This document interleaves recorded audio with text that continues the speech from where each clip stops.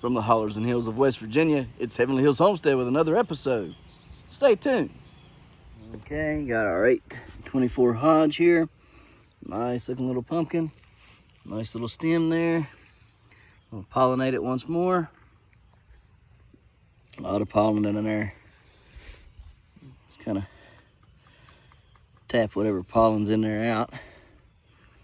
And then peel the petal off. And get to pollinating. Let's turn this off. Here we go.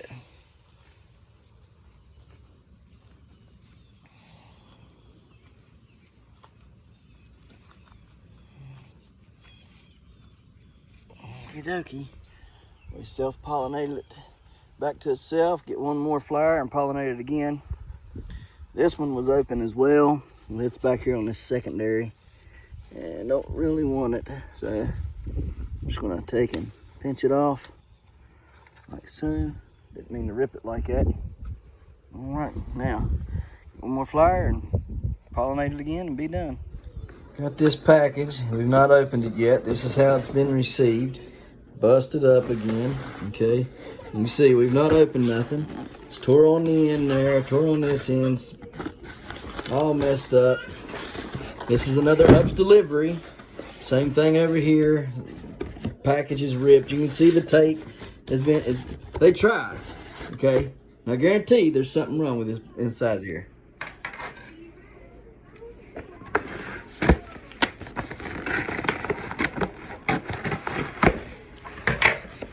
Now I want y'all to look. If this stuff gets busted in any way, that. They're all flat. These all flat. Look there, all flat. None of them's. That's pitiful. Now if this stuff, and see my orca come in the other day, and it was, and look here, that's almost bad enough. Look here, you see that and that? That's almost been bad enough to puncture it and get it all leaked out. And my orca. Look there, the lid come off. I didn't even, that's how bad that they've done that box. The lid came off.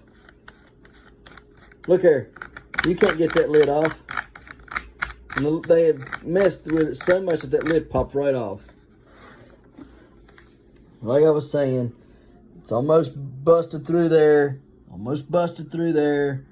Been banged up real bad here. Look at this, creased right there. All it takes is for them to keep on fooling around, and that would have been busted open, and then I wouldn't get my money back.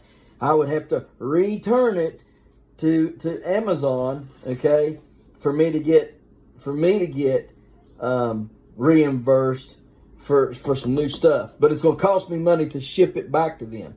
So I'm losing money, losing time, and losing product. Absolutely stupid. All right, guys, so you're probably saying, Ryan, what is going on there? What is all those bottles? Ryan, what in the world are all those bottles? Well, we're going to discuss this starting now. Okay, guys, I'm sure it comes as no surprise to you. In order to garden a little bit, you gotta work pretty hard at it. And the harder you work, the bigger your garden is, the harder it is to keep up without something trying to get in here and destroying your hard work. Like here in this corner. If I go down just that much, I'm down in here. Ain't that cool? But we got this little bug right here that would love nothing more than to destroy this and let there be nothing at all for us. Okay? See that bug? Japanese beetle. And he'll destroy every leaf. Here's a couple of them fornicating on my leaves. Look there. In defense mode. Puts his little legs up. Goodbye. This one here is still defensive. Goodbye. Anyway, okay, here's another one. And all I had to do was duck down, which of course I'm back up. Now look here. These guys are having a party on my leaf. And you know what kind of party they're having on that leaf, don't you? Yeah, this is my family YouTube channel. I can't say that, but do you know what kind of party they're having on my corn leaf? Go on and on and on through all this garden. Look at these guys.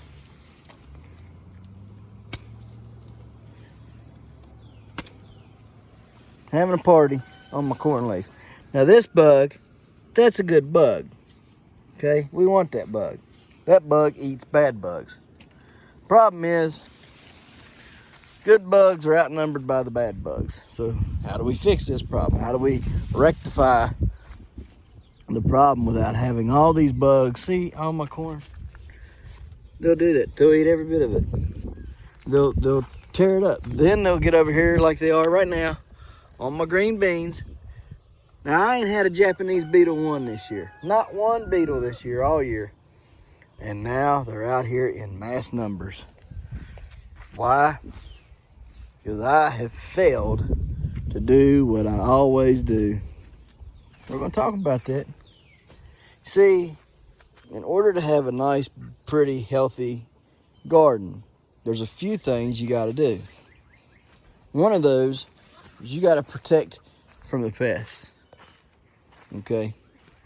And just like a good shepherd takes and he protects his flock of sheep or goat, whatever, from the bad things that try to come in and eat them.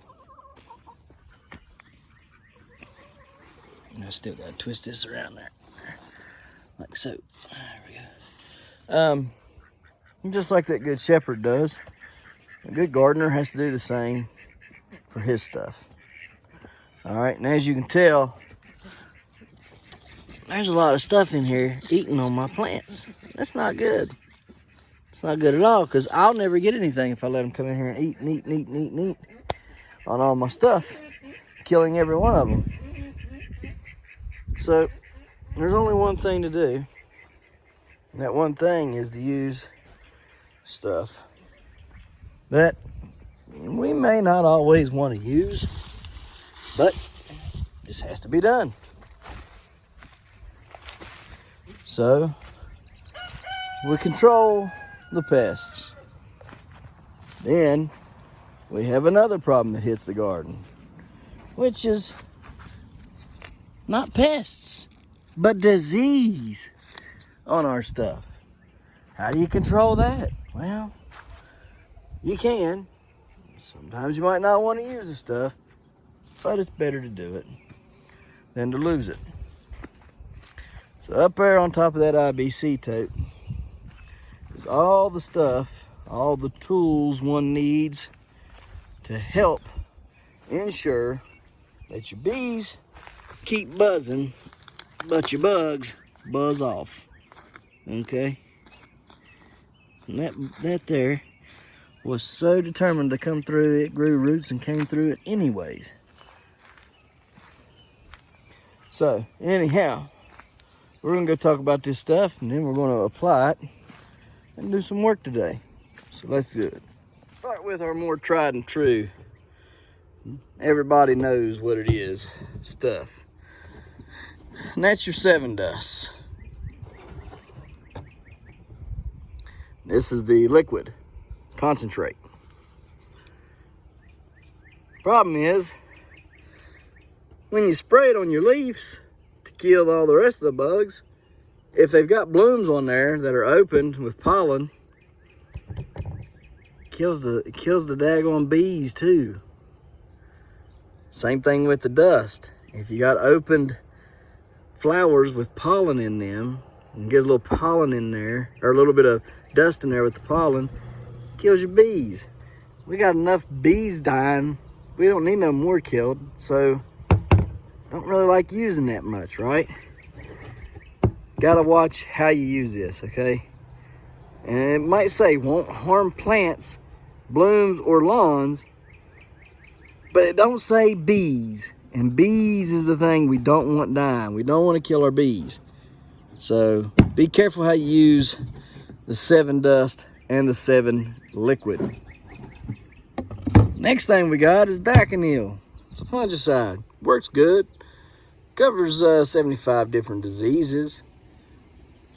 It's rainproof. That's also a very good thing. And it does work really good. Okay, no doubt about it. And this right here makes 64 gallons. It's 473 milliliters. Makes 64 gallons. It works good. Nothing wrong with this stuff. Problem is it may not always be effective, especially if you've already got a problem. It won't cure your problem if you've waited that long. And I try to wait until I'm not the preventative type, because the more I spray on there, the more things are getting used to it, you know, and eventually it may end up taking over. So I try to wait, not use preventatives that much, okay? If I think there might be a high chance of it, I might spray it, but I'll wait until I see just a touch of it. Then I get it, and then I get a little active about the fungus. Here's another good one. BT works great. Okay, the bugs. This stuff gets it's systemic. The bugs eat it, or excuse me, the plants absorb it. The bugs eat the plant, and the bugs die when they eat the plant because the plant has that in it. Another good one, Fungi Max. Okay, you'll see a lot of Monterey products here. It's a good one. It's used on everything here. I like it. It does work. Works well. We've already put this on this year. Don't really have to worry about much now. Next one that I like, Complete Disease Control. Now it's good for diseases, you know, bacterial and funguses. We've used it once. You can use a foliar or a drench spray. It works great. I like it. I like it a lot. You'll see it right there. Okay.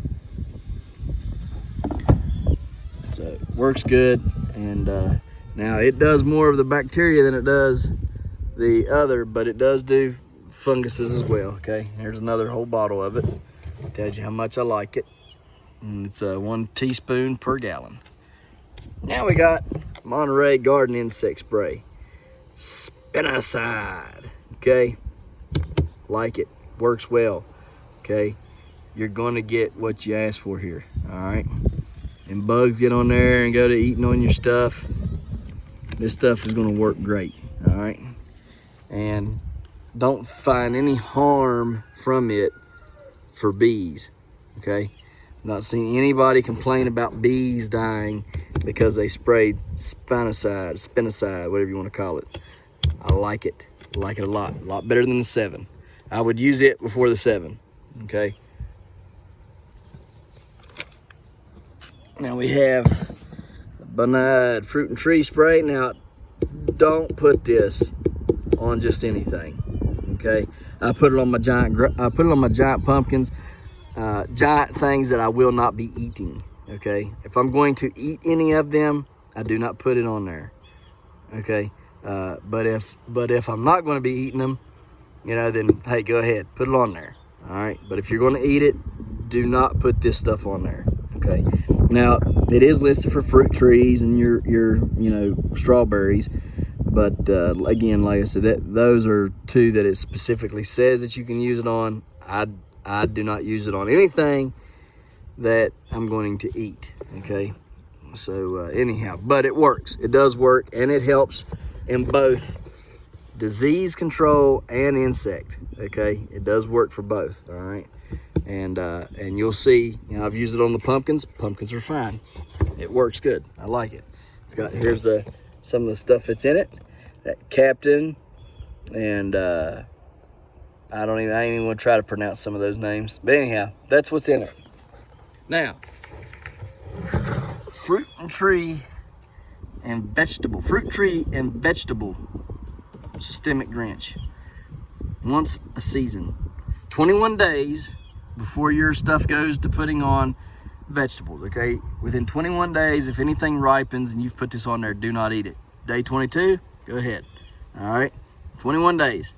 All right, you put it on there, Good to go. Well, you say what's in it? Right there. The imidacloprid. All right, that's what's in there. Okay, use it as is directed. Put it on there. It keeps your keeps your plants from getting ate up by everything. Controls all this stuff here and more. All right, everything's gonna be getting a little drink of that tonight. What else we got? Well, Eagle 20. What's Eagle 20 for? This is for both preventative and curative systemic fungicide. Only for my giant stuff do I apply this. Basically for powdery mildew, okay, is what I apply this for on my pumpkins, okay? Nothing else will I apply this for, and be very, very, very, very, very careful with how you apply it, okay? Now, right here's the list of all the things you can apply it to, and there's more on the back. But again, only for my giant pumpkins, nothing else, okay? Nothing else gets this. Maybe giant watermelon or, you know, something of that nature would get it, but they would have to be out of my garden. They're not out of my garden. So because they're in my garden, in the actual garden, they don't get it. Everything else, I could use it on, like giant pumpkins that are out of the garden. Okay, next thing. My Merit 75 WSP. Pretty strong stuff as well. What's in it? Well, right there. That word again. Imidacloprid. 75%. Well, the other one says it's, you know, 0.235%. Okay, so not that much. Big difference. All right. That's why you got to read your labels. You can't just say, well, it's got imidacloprid in it. You know, 75%. I could use that just fine. Okay, and because you can't, you really can't. Because this, like I say, that right there, 0.235%. Very little. All right, the other 99.765% is other things. Very little of this one stuff. So this stuff here, it's systemic, you know, for insect control and pests. All right, and you can foliar or drench it, foliar feed it or drench it, and just be very, very careful with it. Okay, very, very careful. All right, so that's the things I've got that I use on my plants, both for pests and disease control. Okay, got any questions, concerns, go ahead and write them in there in the comments, and we'll sort it out down there. And we'll be giving this stuff shortly. As soon as the sun starts going down and we start watering, we'll be giving this stuff to the plants. So stay tuned for that. Now let's go build something. Okay guys, so back behind me is where we're growing the lawn gourds at. Got to do a couple things. One of them, the fence is a little wobbly, okay? We got to fix that. And then the lawn gourds, of course, are going to continue to grow taller. So we need something up there that they can continue to climb on. So what we're going to do is we're going to take some furring strips, okay, and I'll show you those in a second. We're going to attach them to the poles that the trellis is already attached to, and then we're going to be attaching some of the fencing to that to let these grow up it and get even taller, okay? So stay tuned for all that right now.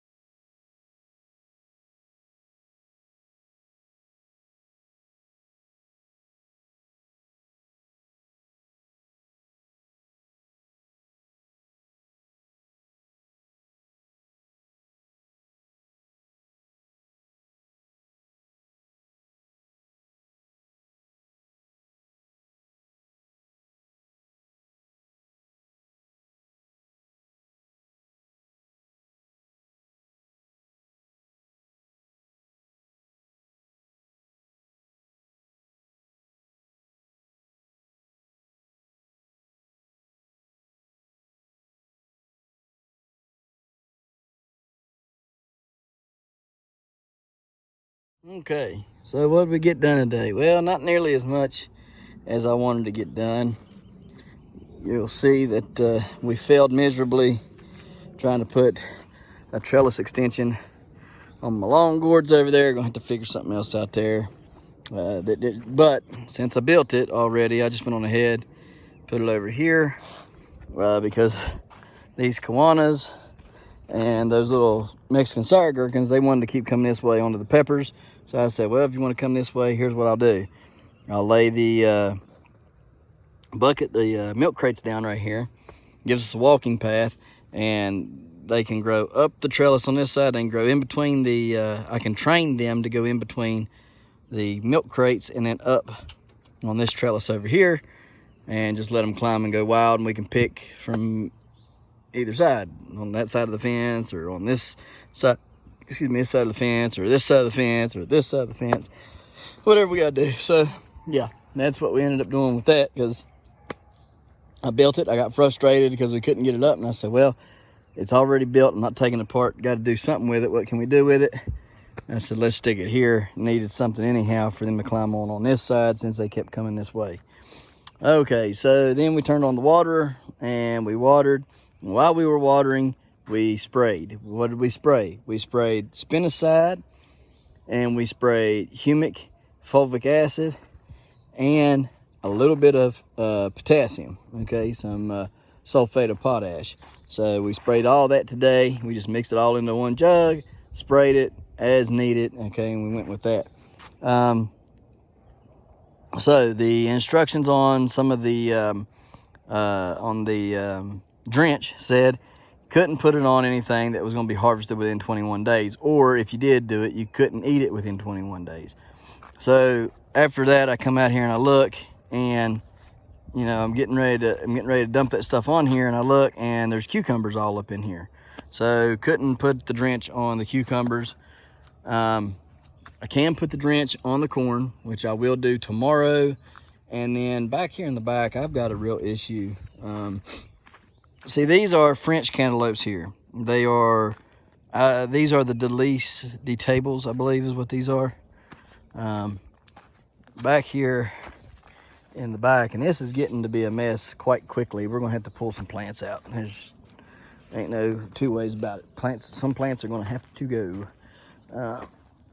Anyways, get back here,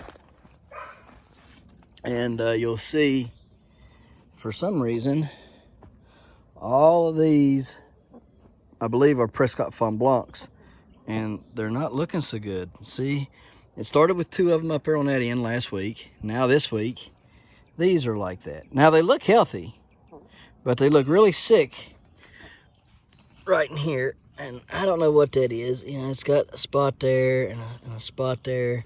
So it's some kind of a bug. I do know that.